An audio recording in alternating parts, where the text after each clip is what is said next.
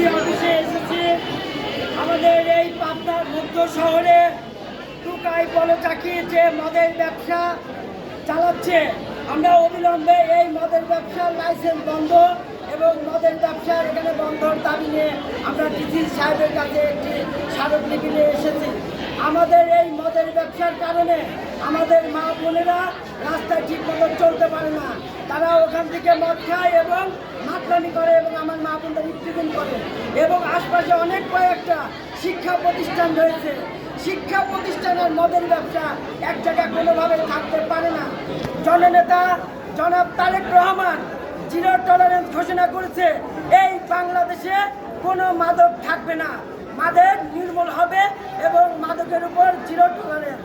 তাই আমরা তার নির্দেশনা অনুযায়ী আমরা এই পাবনায় শুধু এই চাকিবাড়ি নয়, প্রতিটা অঞ্চলে যে মদের ব্যবসা মাদক ব্যবসা রয়েছে সেটা নির্মূলে আমরা ঐক্যবদ্ধ হয়ে আমরা এটা কাজ করছি এবং এটাকে অতিলম্বে আমরা এটা ধ্বংস করবো ইনশাআল্লাহ। বলবেন